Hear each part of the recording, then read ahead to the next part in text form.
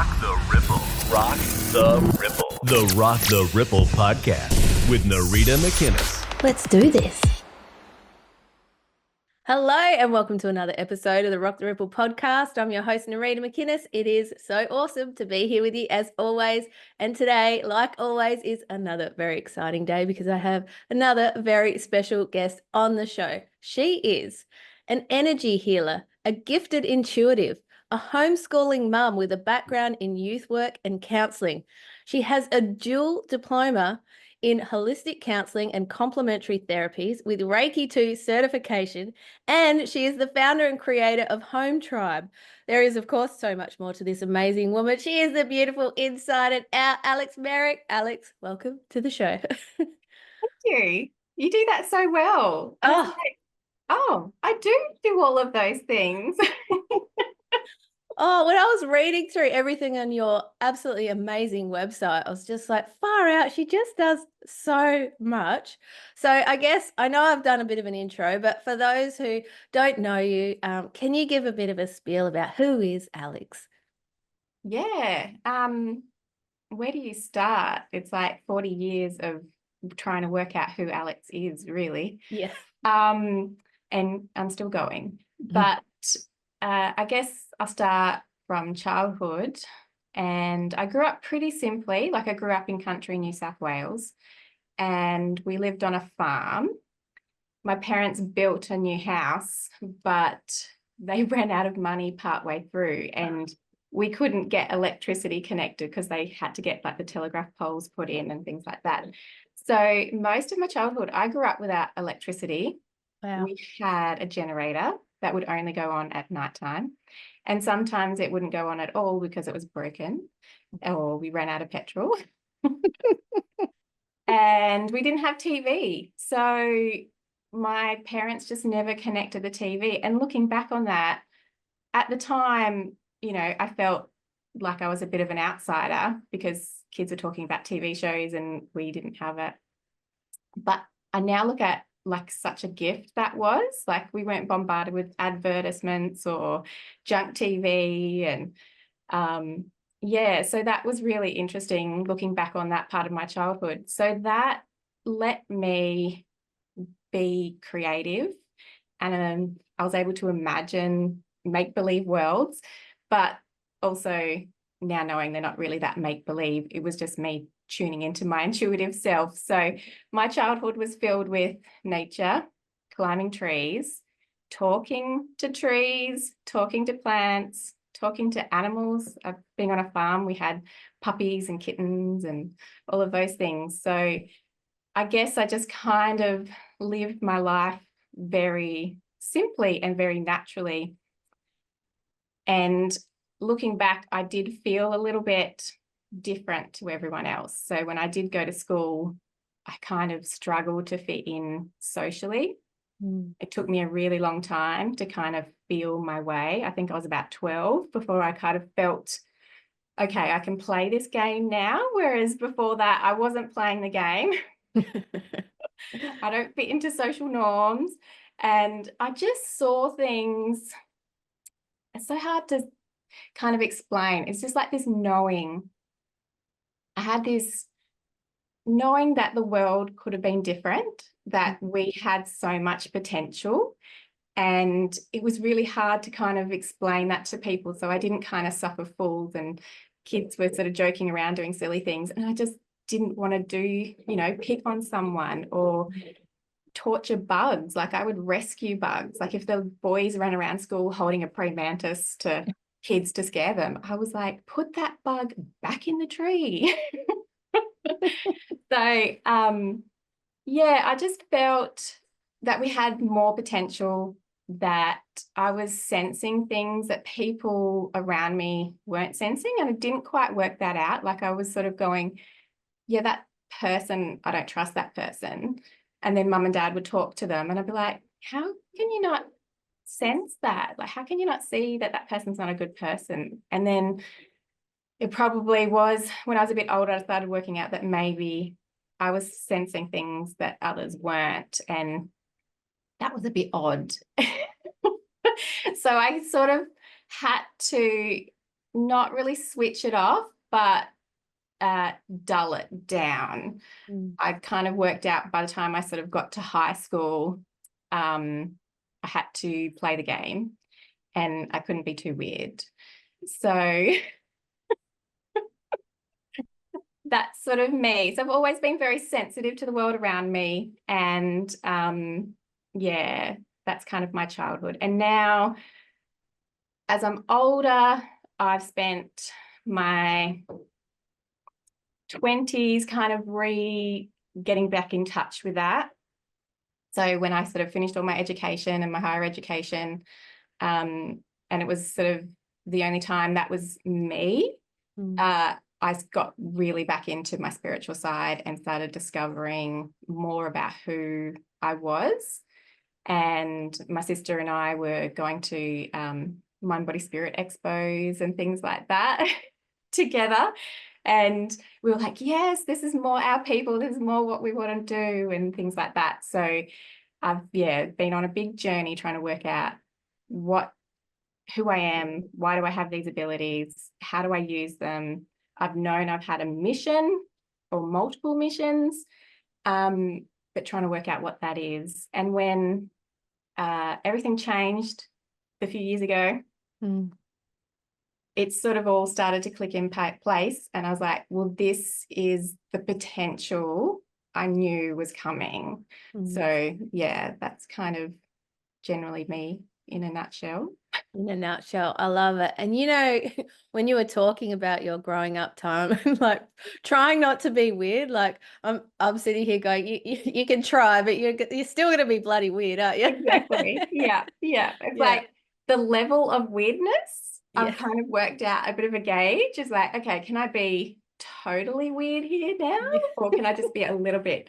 I've never been able to dull it down completely. Like I've always kind of gone, like, well, as a teenager, so I'm dyslexic and had a lot of trouble learning how to read. And I don't know if you remember, but it might be a bit old for some people, but you used to get these catalogs in the mail with books, and you could buy these books or CDs or things like that. And Mum would try and say, what book do you want to read, to get me to read? And I never was interested, but it was quite interesting. So my older sister loved music, so she would get CDs. My younger sister loved reading, so she would get books. But they had like oracle cards and tarot cards and things like that sort of at the back. And I was like, I want this. And my mum and dad were raised Catholic. They grew up in Catholic boarding schools. They weren't too strict because they had that strict kind of upbringing. So they sort of let us do our own little thing, sort of. But I know Mum was like, oh, I'm not getting you the tarot card. And so there was like these spirit stones, which were like animal stones, and you could read that. And she's like, what about this? And I was like, yeah, get me that. So I was, a young teenager, and I was already doing spirit stones and interested in tarot cards and things like that. So yeah, I've always been a little bit, weird. I embrace it. But yeah, depends who I'm talking to. Yes. So, you just kind of have to, I've learnt how much of myself I can be with certain people and things like that. So yeah, they know I'm intuitive. They know I like spiritual things, but sometimes if they really knew the universes that were happening in my brain and the multi-dimensional kind of thing. Everything that's going on. Absolutely. Yeah. Absolutely. Hold that thought, please. I've got someone at the door. This has never happened in a podcast, so just hold that thought, please.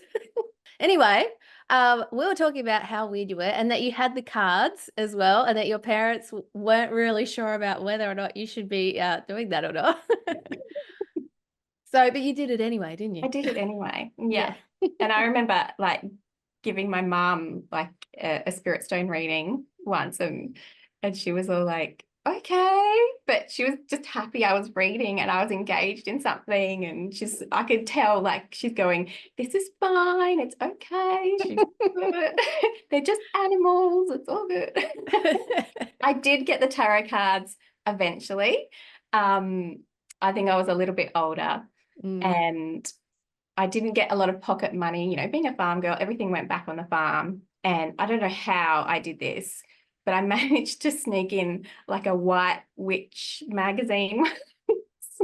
I knew she would go, okay, you got to go to church right now if Yeah. she told that. Oh. So yeah, that was all good. But I think there was no, you kind of just had to explore all that yourself. There was no, you know, older mentors with any of those sort of things. Like it was quite hidden, but there was obviously something inside of me that was trying to get back in touch with finding reasons and meanings for why I'm interested in this side of things. And I think I was lucky with our Catholic upbringing. It was a small community church. Our priest was really good. He was pretty open to other things. So I think that helped, and he wasn't creepy or anything like that. So I think that was a positive thing. But I always knew it wasn't all true.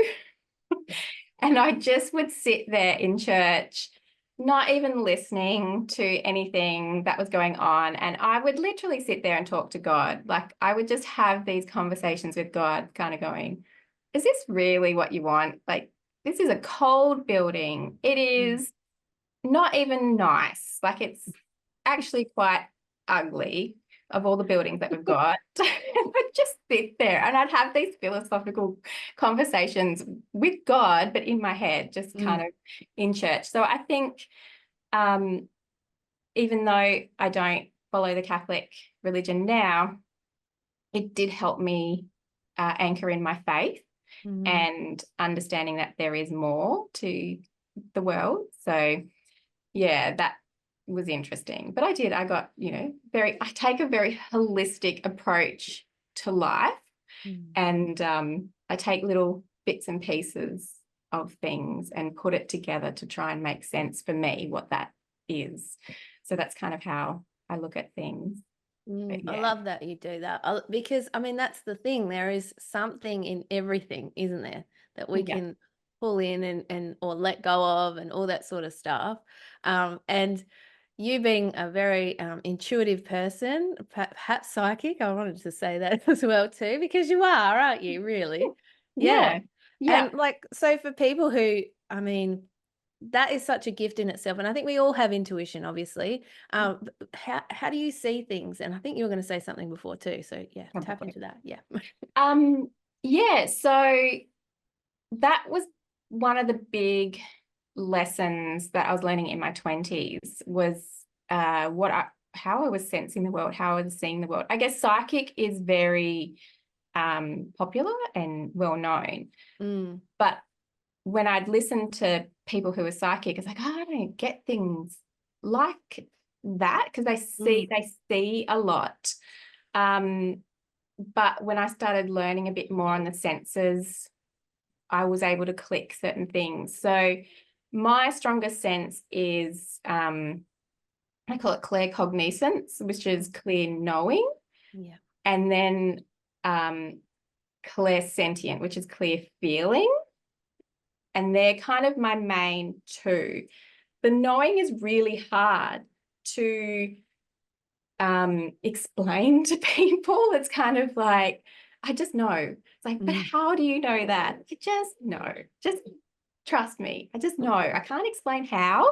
I just do. And that is really difficult for people that really want to intellectualize things and want you to explain senses and feelings. So I found that one really, really hard to explain and to understand. But the feeling, it's almost the clairsentient, which is the energy feeling, they kind of work together. So I get a drop in knowing of something. And then if I feel it, then I feel into it. And it's like, is this true for me? And I feel my body's reaction. That has taken years of practice, years of learning. I still, don't get it right all the time, but that's kind of my main ones. I do sometimes get visuals. but they're very quick.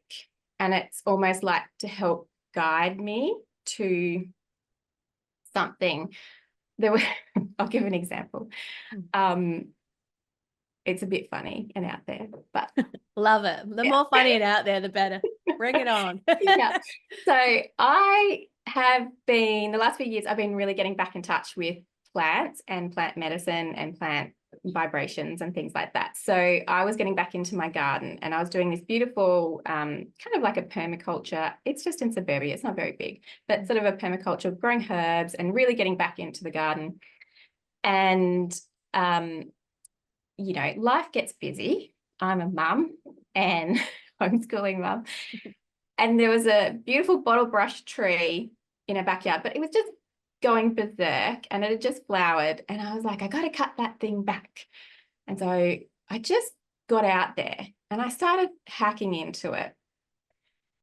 And that night I broke out in this massive rash all over. And I'm like, oh my God. And I was miserable. I was like, had this rash for days. I missed my birthday and I was feeling so sorry for myself. And then I was like, that's it. There's obviously another meaning to this. So I kind of meditated. I got rid of my, you know, poor me. And I meditated on it. And straight away, I got these little garden gnomes all over me, angry at me, like they were fighting me. And I was like, oh no.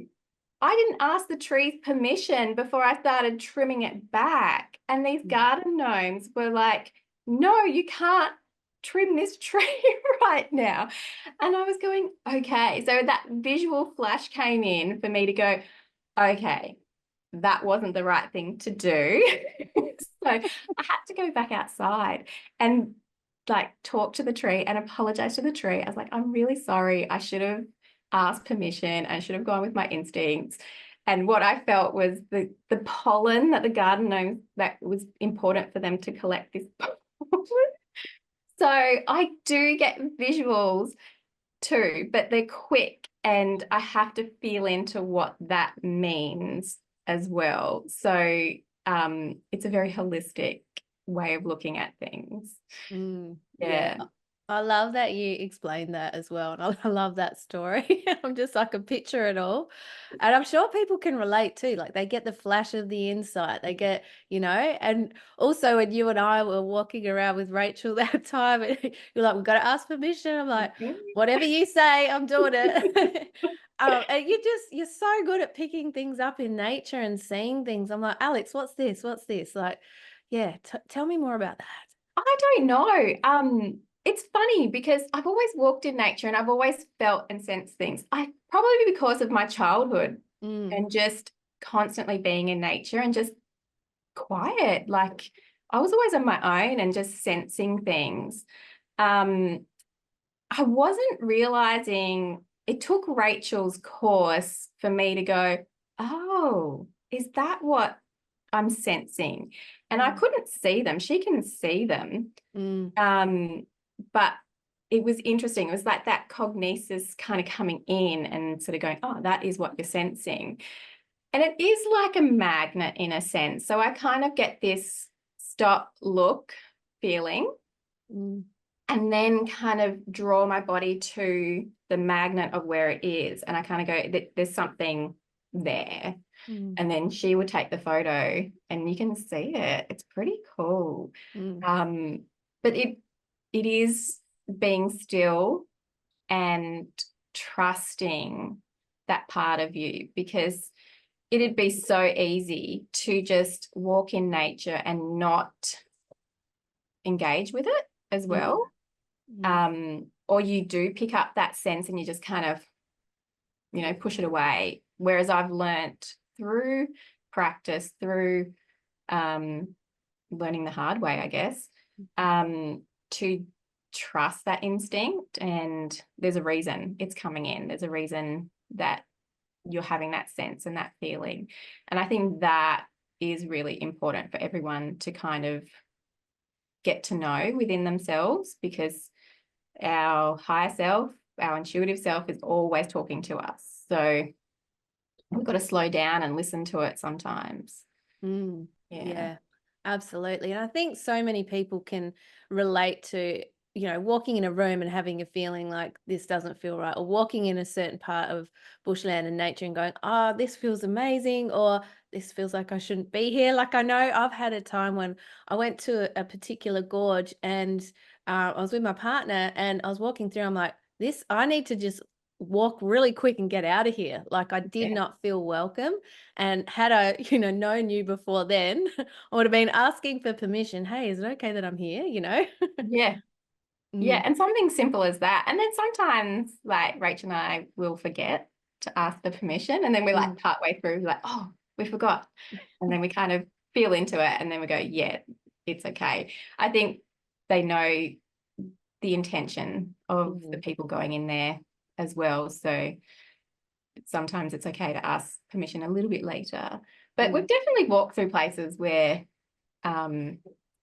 we kind of gone, this is not feeling very good. But yeah. tuning in, going, are we safe? Yes, we're safe. But there's a reason we're not feeling good about something, like the energy's not the best. So, Mm, and I picked that up in my anxiety, and I've kind of started working with that too. And anxiety can be an intuitive sense. So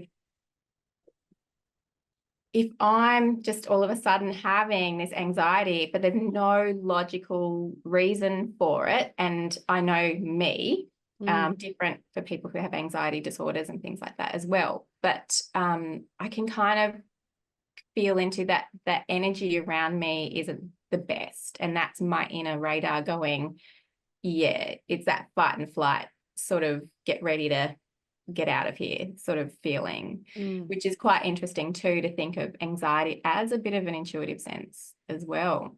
Mm. And when you say that as well, like I think about, I mean, a lot of us have grown up in situations where you've had to be hyper alert.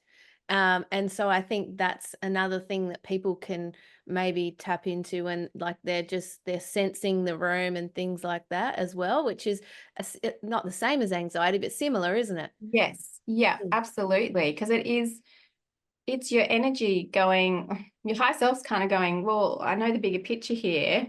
And Mm. then we can get so busy and caught up in I should be doing the right thing here. Mm. I should be being polite, or I should be, doing this because that's what I should be doing. And then your energy is going, no, not safe Mm. for whatever reason. Mm-hmm. What happens if we listen to that and go, yeah, I've just got to go. There's an emergency, or, yeah, I think that's key to learning how to be in tune with self. And our higher self was always looking out for us and protecting us. So if we listen to it, Mm. it can help Yeah. us. Yeah, But we're not absolutely. taught that. Like, No, we're not. so it's like our generation, I kind of see our generation as the bridge Mm-hmm. between the old and the new. And honestly, what a hard freaking job that is. Because it's like you're in two worlds all the time. I feel like it's getting a bit more, the old's disappearing and we're kind of going more into the new. But raising kids, being that bridge between the old and new, they're coming into the new, and they're like, I don't want any of that. Mm. But we're sort of stuck in this in between. So we had to learn these strategies so we can kind of, help people move into the new a bit more. But it's a hard gig. Mm. It's a lot of learning. There's no rule book, there's no manual. We've just had to feel our way through it and learn from experiences. Yeah. And when you think about it, like the amount of change that has happened, like, and the kids coming through now, and I mean, it's just nuts because they're coming straight into technology as well. And, we grew up when, we just run outside and play, and there was just, that's what you'd do. You'd like go out in the morning, come back at night. Like that's sort of what you did. Yeah. So it's just so much there. And you touched on as well, like I mean, you homeschool, you're a mum, you're an amazing mum and you do all this other incredible stuff. Like, I mean, I know that's a lot. So do you want to talk a bit about that as well? Yeah. So I when I had my oldest daughter, I didn't know any different. I just instinctively, intuitively started parenting the way that I felt that I needed to parent. I had all intentions of, I read books and saw what, they sleep in a bed on their own. Not my daughter, no. No sleep. Children don't sleep. I don't, and you go back to work, you do your business. That's what everyone else does. And it just didn't work that way. My daughter was not comfortable with other people. She barely even went to her dad. And it was like, what? Who's going to look after this child? No one, she's not going to go to anyone. So daycare was out, even though instinctively I didn't want to do daycare. I knew that that wasn't the right path for us and her. So I was really lucky that I could be a stay-at-home mum. And then I had my second child. And as my second child was growing up, I was getting ready to kind of go in and do some emotional regulation, because that's what I did with my oldest daughter, because that's what she needed. And my youngest would just get up, brush herself off and keep going. And I was kind of going, well, that's different. Why isn't she melting down like my other child would? And I was looking on this boutique parenting giftware place, and this book kept popping up on the recommended, and it was The Highly Sensitive Child. And I was like, what is that? And it took me a few times and it just kept kind of popping up. Eventually I bought the book. There's a quiz you can do online. And my eldest daughter was, I think it's like 13 questions. She was like 13 out of 13 for the highly sensitive child. And I was like, yeah, that makes sense. So she is very sensory sensitive. She's sound, colors, textures, anything can really be too much for her body to process. So when it came to school, I was really concerned, because I was like, well, how can she manage this? And we did tours and all that kind of stuff, and we found a school which we thought was going to be okay. She hated kindy, so I was like, how is school going to work? But it's what you do, It's what happens. You go to school, don't you? And then she started school, and it was okay. She wasn't loving it, but it was okay. And then it just got worse. She was progressive deterioration, and she'd come home, and this is just, this is 5-year-olds, and she'd be going, but, like, honey, you're home. You don't have to do that anymore. Like, just chill out. Let's go for a walk. She's like, Mum, I can't stop. And the way they were teaching them was like this really intense programming for literacy, early literacy. It was on loop on her head. Like, the way she learns is you need a little bit, and then she has to like process it. And sometimes it can take weeks for her to process that. And it was just constantly on the loop. And I was like, oh, that's not good. She had trouble socially. She was like, Mum, why is that girl lying to me? She said we were cousins, or why? And she, there was a friend that said, oh, can you get that person's toy for me? They said I could have it. And she's like, no. And so she couldn't understand how kids could be like that as well. So she was struggling then. But it got to a point where she was so sensory overloaded that she was literally screaming herself to sleep and rocking herself. And it was clothes refusal. It was food refusal. She lost all this weight. And I was like, you know what? She's 5 years old and she's miserable. like, that is not okay. And it was like school was literally sucking the life out of her. Like the joy was going from this child. And I was like, that's not okay. Kids shouldn't be living this way. We had friends that we knew that were homeschooling their kids, and they were always going to homeschool. And I said, let's homeschool. Let's just try it. And so we did. And it took almost the rest of the year to de-school. We didn't do any learning. We just lived life the way that it should be living to get her back, recalibrated back to how she should be. She's walking around with earphones. She just deteriorated. We didn't have any of these problems like before she went to school. Yes, she had sensitivities. Yes, she had certain unique things that we had to work with, but nothing to the point that what she was doing. So we homeschooled and we're like, we'll just try it for a year, wait till she's a bit older, that kind of thing. But just seeing her flourish and seeing her grow and just the joy coming back. And I was like, you know what? I love this. I love learning with her. And that's okay. So my youngest, when she was older, we sort of said, do you want to go to school? And she's like, no. So now I'm homeschooling both of my children. But it has its days where it's hard and they don't want to do anything. And it's the shoulds. They come in, oh, we should be doing this. We should be doing that. But as soon as I let that go and just go with our flow, it works really beautifully. And they are very intelligent girls. They're very opposites to each other too. So what works for one doesn't necessarily work for the other, but they are just amazing. And the creativity and the knowledge that they have, and, sure, not reading and not writing, probably what school kids are doing. I am dealing with dyslexia as well.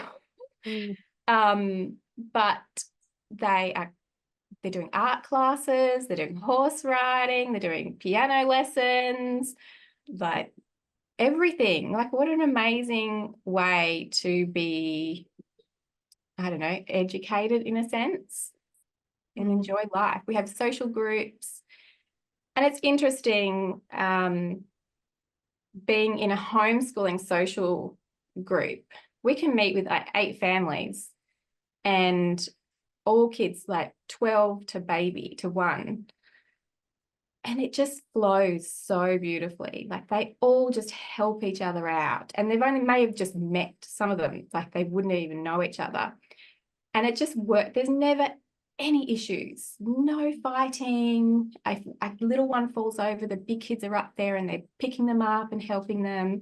And it's just amazing. And it's like, wow, you wouldn't get that in a school environment. Like it's that social trauma that kids go through in a school environment, because it is the Wild West. Like they have to kind of be tough to survive. It is a survival skill, whereas the homeschooling kids can just be themselves. And it is, I'm really grateful that we did it and we can do it. So I never thought I was going to. It wasn't in the plan, but these new earth kids, these high-vibing new earth kids are leading the way. And she pretty much led that way. She was just basically saying, I'm not doing this. This is not working. This is not our fate. We are doing something else. And I had to listen to that and go with it. So,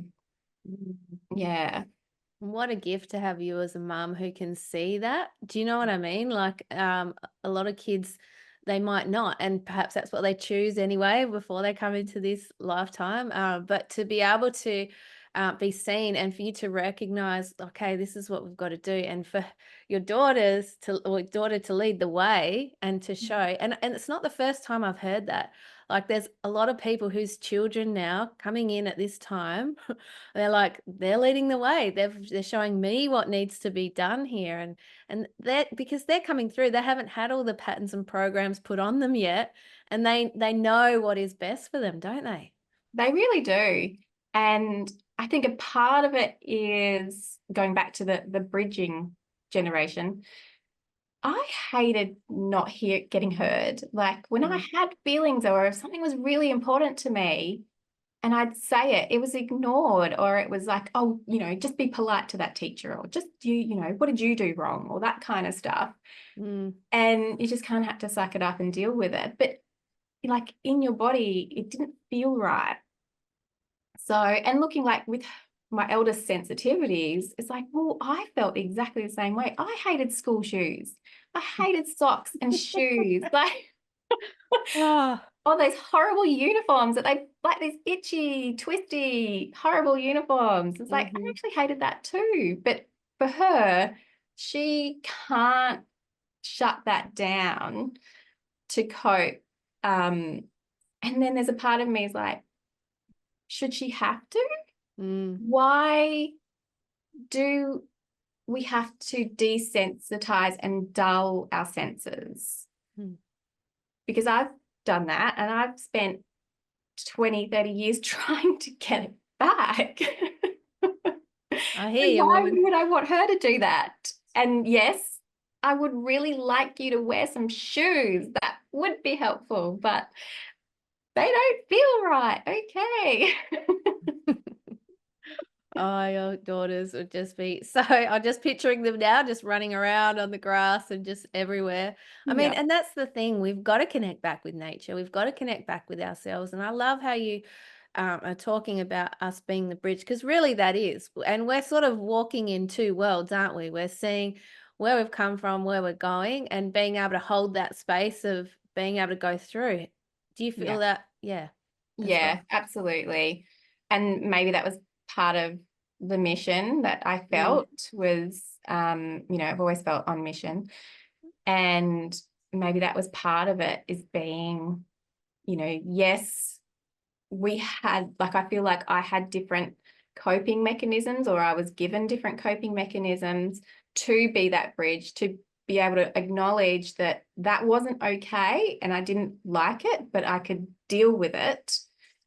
But I don't want my future children having to shut that down either. So yeah, they've got different, I guess their veils are less than ours when they've come in. So yeah, very interesting. And my two are total opposites to each other. So my youngest, I kind of go, what is happening in the future of the world for these little warriors to come in?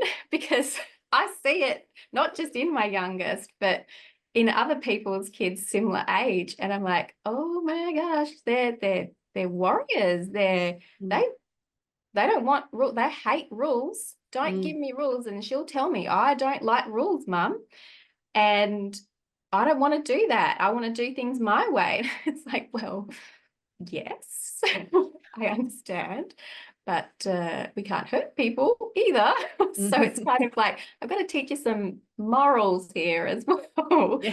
But I don't know, I feel like maybe they are old souls, but from other realms, but new to Earth.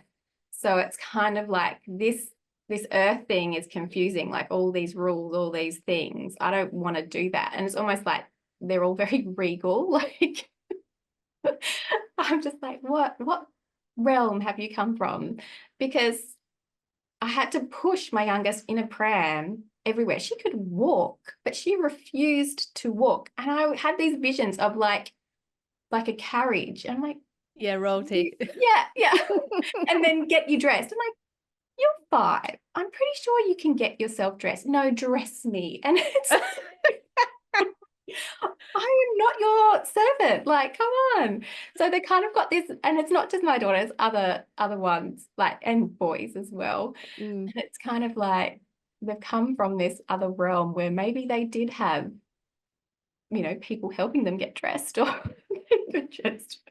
And there was this moment with my youngest when she was a baby, and I was shutting a door, and she kind of just looked up, and she was like analyzing this door and really looking at it. And then she looked at the wall and she was like, can't we just like walk through? I could see this processing. And I'm thinking, in your world, do you just materialize through walls? Like, it was just fascinated with a door. It's like, what is this contraption? Oh, that is so cool. That is Yeah. so cool. So the new ones coming through, they're very free. They're very freedom. They, you know, they just want to be themselves. So that might be a good thing. To say that maybe that's where we're going and that's what they're bringing in. So yeah, that is what they're bringing in, I reckon. And just like they're lighting up the planet as they all come through, and just this new energy, it's like a new frequency that's coming in, and we're here to witness it as well and sort of see it all, which I think is such a beautiful thing, don't you? oh, absolutely. Absolutely. I just, when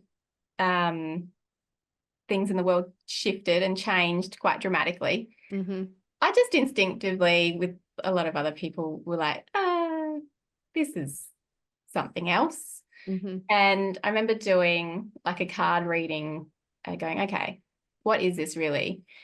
And it was the divine feminine, getting rid of distorted masculine, and then this abundance coming in. And I was like, oh, this is it. This is the change. This is the turning point. And I got so excited, and I'm sharing it. People are like, what are you talking about?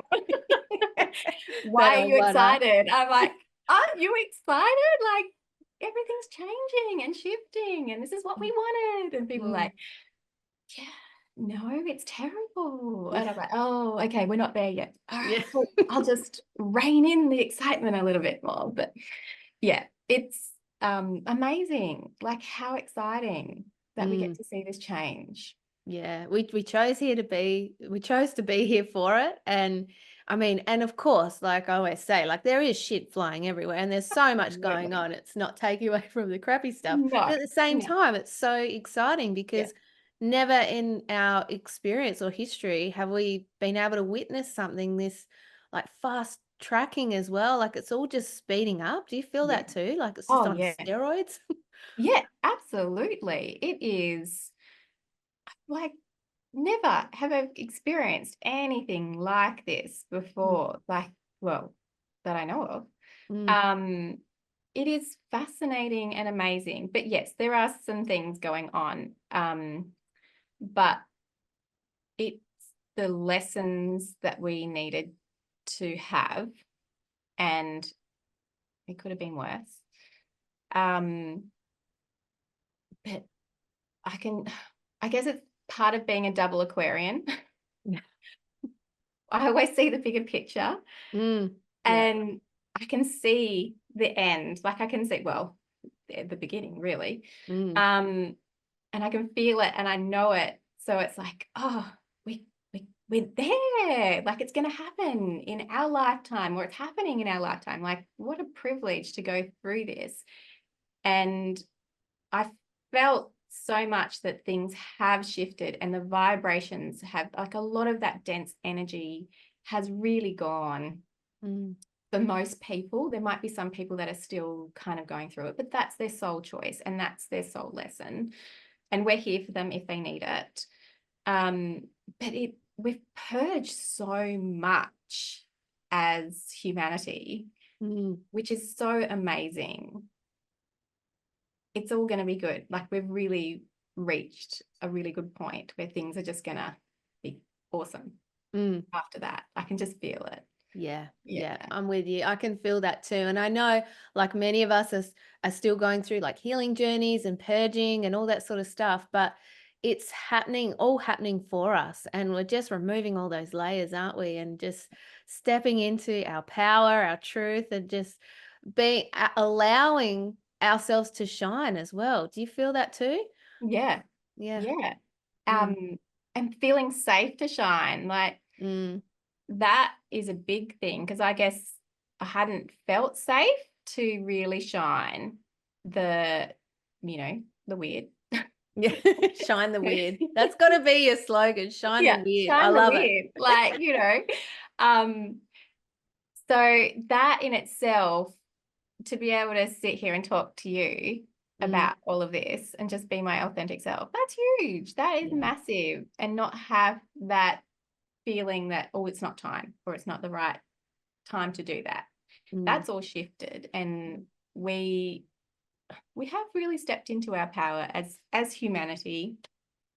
And we are doing that, which is really amazing. And it's just going to get even more amazing as more people kind of acknowledge or realize that there's more to life than the social norm of 9 to 5, of, you know, not thriving, not experiencing life. So yeah, it'll shift even more. Yeah. As you were saying that, I was feeling like just seeing all these people just fully just sort of walking and stepping into just more of that. And I think because so many of us have, like you were saying before, like we've dialed ourselves down, we've, you know, held back on sharing our truth just because of what it would have looked like for us when we were younger. And just more and more people are just doing that. And that is such a beautiful thing, isn't it? Yeah. Yeah. And that's the light. That's the light that's going to, you know, shine over the earth. You know, that's what we're meant to be doing. And the time, like, it had to be the right time though. So that's what I kind of, you know, having that knowing, because I knew this was the potential, like we had potential to be more and do more, like, but the timing wasn't right. Like every time I was doing Reiki energy healings 12 years ago. Yeah. And it was uncommon then. Like it was really, you know, oh, okay. And it was hard to get a business going back then because it was a bit still taboo. Now, awesome. People are doing it everywhere. And it is kind of part of people's health journey to go and get a healing as part of, you know, eating healthy, doing exercise. I might go and get a healing as well. And it's that holistic kind of approach. So it had to be the right time. And that happened. That was a big happening. Big happening indeed, but it's so true. It does. It all comes down to timing. And sometimes, like for us who get a little impatient, sometimes as well, we're like, why isn't it happening now? But obviously, like we have to trust that in the process too, and things have to unfold how they have to unfold, don't they? Yeah. Yes, I got excited way too early. Yeah. I was like, You're the only one at the party. I was the only one. And I was even talking to my sisters who are, you know, very intuitive as well. I'm like, yay. And they're like, what are you talking about? I was like, okay. I'll save that. Yeah. But I was like, but I think I didn't think it was gonna be as long as what it was going to, like what happened. So I was like, oh, there's the Aquarian again. I just have to wait. Yeah, I'm with you on the Aquarian thing. Yes. So. It's that big picture thing, like, can't you see? Like it's all like if we just look up and look there. But it's not always helpful. It's not. It's not. Yeah. Oh, far out. And you've done youth work as well, like you've done counselling, like obviously all of those things are playing into what you're doing now, but I mean that's something that you're so passionate about, isn't it? Yeah. I kind of got, the universe kind of put me on the youth path. It's sort of interesting. So I studied social science and criminal justice at university. I was interested in criminology and psychology and things like that. Not sure if that was going to be my future, but, you know, I hated essays, so I didn't want to continue learning. And when I went to the university career counselor, I was like, what jobs can I go for with my degree? I'm nearly finished. And she's like, oh, don't know. And it's like, oh, helpful. I've just spent 3 years and, you know, $15,000 on this, and you don't know. So she was talking about, you know, going into juvenile justice centres and things like that. And I was like, okay, but no one wanted to hire a young female, small young female in a juvenile justice centre. Like that wasn't really where I was going to go.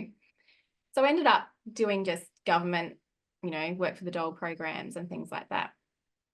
And when I moved to Melbourne, my life kind of dramatically shifted, and I ended up moving to Melbourne and living with my sister. So I was like, I need whatever job I can get. And I was interviewing for this job, which was similar government kind of jobs. And they said in the interview,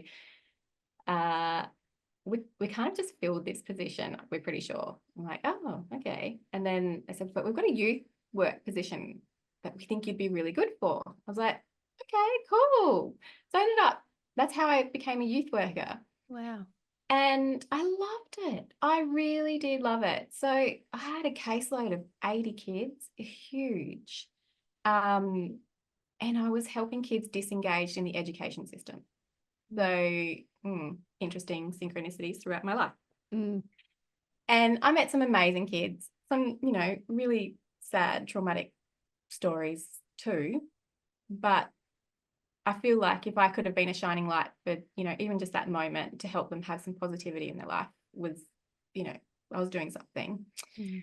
But I really got to see the school systems and how they work. So that job was really going into lots of different schools in the area and helping kids in that area.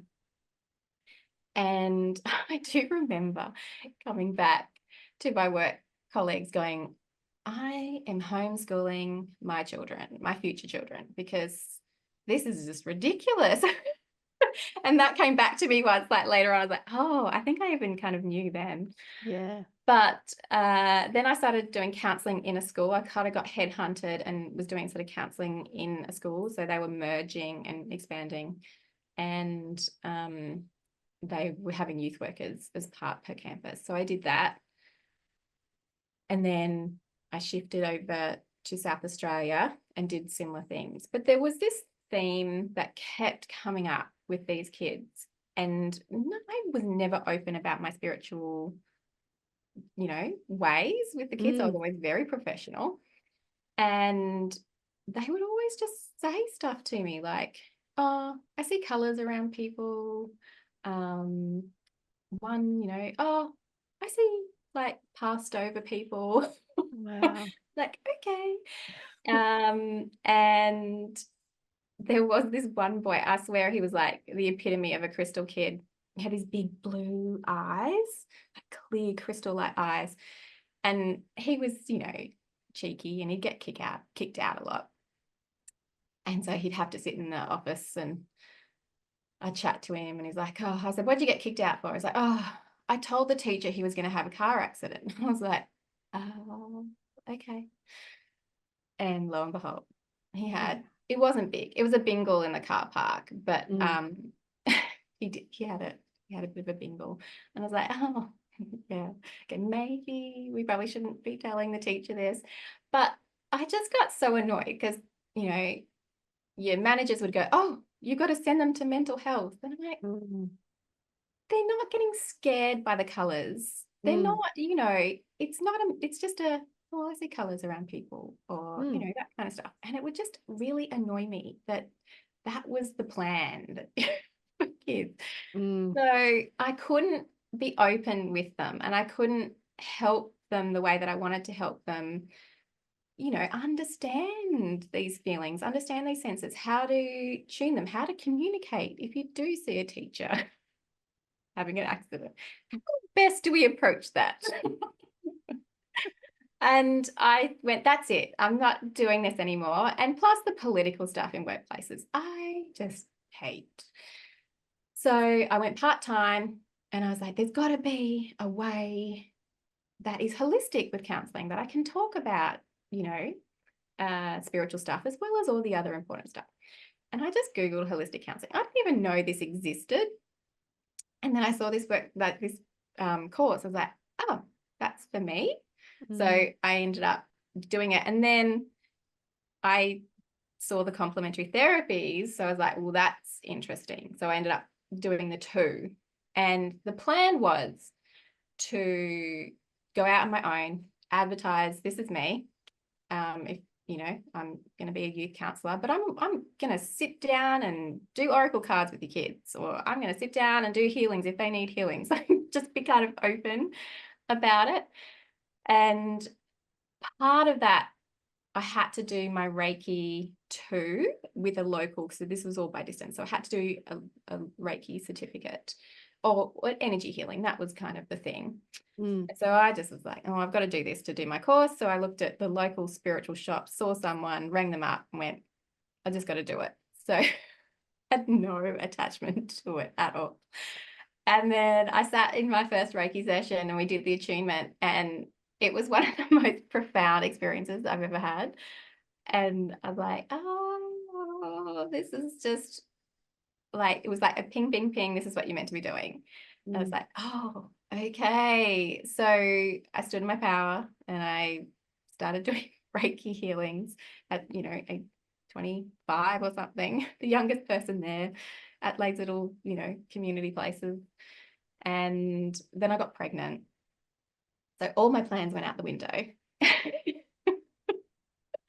And now, having the children that I have, it's all coming back, which is really interesting. So it all just keeps coming back to the kids and helping the kids navigate these times. And there's, I've got friends who have got teenagers, and it's been really tough on them because they're getting the awareness coming in too, but they're also still they're very much in the old world because they've had to grow up in the old world. And it's tough. It's such a tough time for them. And if I can help teenagers understand these senses, these feelings that they're having, and help them get back in touch with their inner self and give them strategies to do that, I'm going to try. Because that is the key. We're so busy looking out and, especially with technology and social media and all of those things, like it's so outward that there's not a lot of time to go in. And that is where they're going to find their peace. And that is where they're going to find their understanding of themselves. And none of these careers out there are resonating with them. They don't want to do it with them because they don't, I think instinctively they know they're not going to be in those careers for too long. So it might just be for a short period of time, and they don't want to waste their time doing courses or apprenticeships or that kind of stuff, if it's not going to be the right thing. So yeah, so coming back now, I want to help the teenagers again. It's what I put out there, I don't know, probably 9 years ago. And it's coming back. So I'm stepping into it. It's time, I think. Yeah. Yeah, I so feel that as well. Like when you were talking, like I can picture other people that I know and teenagers that would just so thrive in an environment where they're actually able to speak about these things and to work with people like with no judgment and just to, like, I mean, I know you were using the example before of the younger kids seeing the colors, the auras and things like that. But if they haven't had anyone and now they're a teenager, and that's when a lot of that stuff gets blocked off as well too. So I think you were saying that you are doing a course for teens to be able to do that. Can you tell me more about that? Because I think it's so needed and so important right now. Yeah. So I've been kind of thinking about how do I do this? What's the best way to do it? And Rachel helped me streamline it too. It was just something she said, and it was like, Bing, that's it. That's how it's going to work. And so I've developed a program. It's called Discovering Your Soul Language. So for me, what I do is I've learned how to just decipher my soul's language. So there's a little bit of this, there's a little bit of that. I get signs from the animals, I get numbers, synchronicities. And for me, all of that comes in and I can understand that language. So the workshop is basically helping teenagers understand how soul is talking to them, how your soul is communicating with you, what do you resonate with? Because not everyone's the same.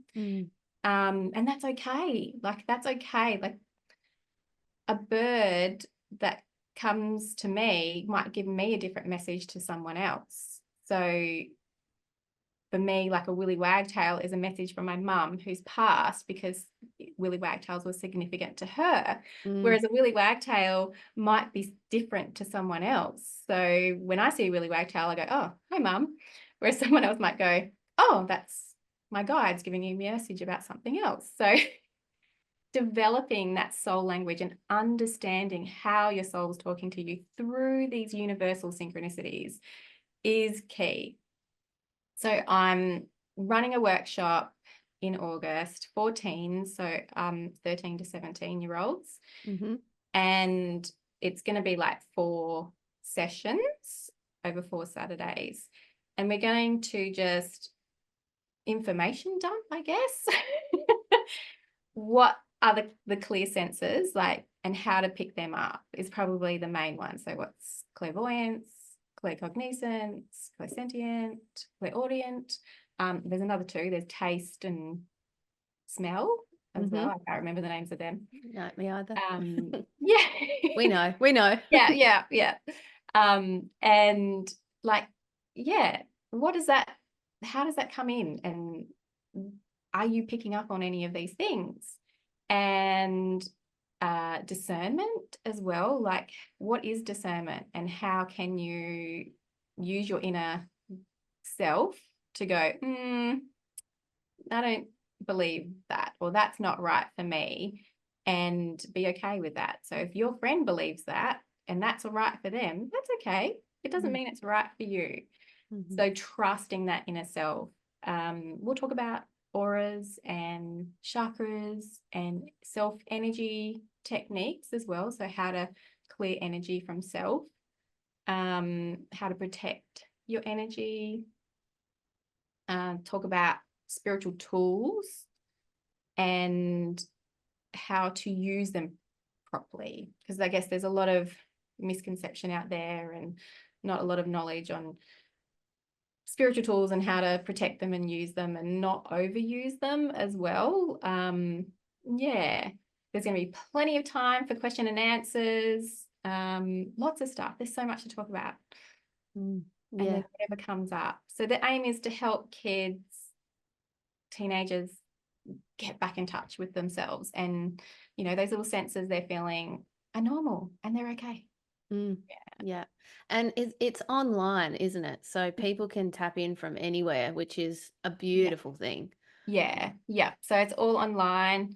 And I have also said at the bottom of my things, because I know that trusting someone, if I was the parent, I'd want to meet the person that's teaching this to my child. So I've gone, if you want to meet before you commit with your teenager, let me know and we can have like a quick Zoom session and just get to know and talk about questions and things like that, because that is important too. There's a lot of trust in that, and you've got to have the right person. And I think with my unique skill set of having youth work as a background, of being spiritual and knowing what it's like to try and re-tap into your spiritual self, I feel like that maybe that is the gift I can offer right now to people if they need it. Yeah. Oh, that's so cool. I love that you're offering that too. Like, I'm sure that anyone with teenage kids right now that's listening or listening to or watching this will be like, okay, I've got to get them in. Got to get them in. Which, by the way, we'll link everything in the description and show notes so people can check it out. Now, I don't know how long we've been talking now because we started a bit of different time. So I feel like there's so much. I mean, you do energy healing, you work with crystals, all that sort of stuff as well. I know there's so much. We probably can't fit it all into one show, but is there anything you're feeling in your heart right now that you really want to share? No, I don't know. I just feel like things are so positive and we all should be so proud of ourselves. Like, to go through what we've gone through, the last few years, that's huge. It doesn't matter how old you are, kids, adults, we've been through a lot, and it is shifted. And like even just this month, I feel like things have really opened up and been clear. So many good things are going to come. We have done so much work. So just everyone, it's positive and happy. That's all I can sense, is just how good things are going to be. And if we take a little bit of that light with us every day, we'll be happier. We'll make it grow and expand. Yeah. Oh, absolutely. And you with the kids, helping them too, they will be shining their lights even brighter than ever, which is so freaking amazing. Yeah, I think the teens need a little bit of support right now. They've had it pretty tough. They have, haven't they? They've really had to sort of like it's I can't imagine what it would be like to have to go through all this change and all the technology, not the technology, just like and everything all at once. Like I can't even imagine also being at school and having a phone there and just it being there and you connected to everyone all the time growing up. I think, it was a bit of a gift not having that when we were younger, wasn't it? Absolutely. Yeah, just even growing up on the farm, just not having to play with kids after school even. Like I need my downtime and just being able to go out on the farm. If I had technology that was bringing me back into the drama of the world, I wouldn't have been able to cope, to be honest. I would have been really worn out and drained. So yeah, it's tough. It's such a different world that they've had to go through. So if we can offer them something and some support, absolutely. Oh my gosh. And we haven't even spoken about Home Tribe yet. Can you speak a bit about that? We've got to speak about that as well. Gotta speak about that. Yeah. So I think it was 2022. I had been kind of mulling the idea over for a while, and the name kind of came to me just driving. That's where I do my meditation. Being a mum, kids are strapped in the back, and I would just go for a drive, and they're quiet. It's really nice. So that's my download time. And it came in, and I was like, oh, this is interesting. It started because when everything was changing and I was looking at sort of spiritual, mentors and what they were doing. And it was all very, meditate and do this. And I'm like, I'm a mom with a baby. I cannot meditate. It doesn't work. So I was like, I wish someone was out there helping mums with these high vibe children who are just trying to navigate parenting through an ascension, because it's really hard, and come up with strategies on how to do it in the moment, or that kind of stuff. And it was sort of coming in, and then homeschooling my children, and my daughter said, I want to learn about the crystals. I was like, oh, okay. And I think, how can I integrate this into your curriculum? And it just downloaded it, and I was like, oh, we could do this and we could do that, and it would cover all of these parts of the curriculum. And I said to my sister, who's graphic designer, artistic, amazing, she does all the visuals on my Home Tribe, and she's like, yeah, I'll help do it. So I wrote it all, and she did all the graphics, and we've got a booklet there at the moment for kids around crystals. So it's actually quite a really big book, but it's about the different types of crystals. You can learn your alphabet with the crystals. There's activities, there's games. It's a beautiful book. It's quite big though. And there's a teenage one, which is a self-reflection journal. And the energy of that, creating that, I kind of had to retreat for a long time. And now it's kind of coming back on. So this course for the teenagers has come back on. And I've just learned that to let go of the shoulds and just go with the flow.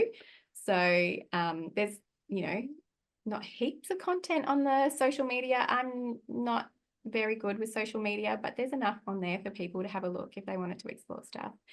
And there's lots more booklets coming out. There's definitely a plant magic one that we want to do as well that's going to come out too. Yes. That I've been writing notes down a little bit. But yeah, so we do intuitive resources for kids and teens. So that's basically what we do at Home Tribe. Oh, that is awesome. That is awesome. Well, so with that, can you let everyone know like how they can find you, where to go, where they'll find everything to download, connect with you? Yep. So social media is probably the easiest if you're on it. So you can go to Facebook and put in Home Tribe Guide. And then Instagram is at Home Tribe Guide. Or you can link to the websites via that. If you go into the bio, it's just a basic website and it's not doing the right thing. So just go into either of those and go to the website if you want.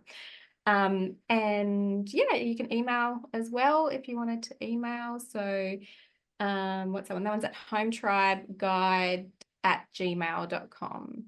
So if you're not on social media, but you want more information, you can email as well.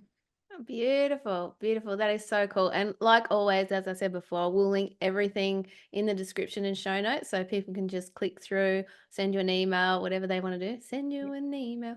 Always do that. I just want to say, I really want to just say I'm so grateful to connect with you, Alex. I just think you're a bloody champion. And I'm just so grateful that you could be on the show today. It's just been awesome. And I know there's just so much more that we could talk about. So thank you.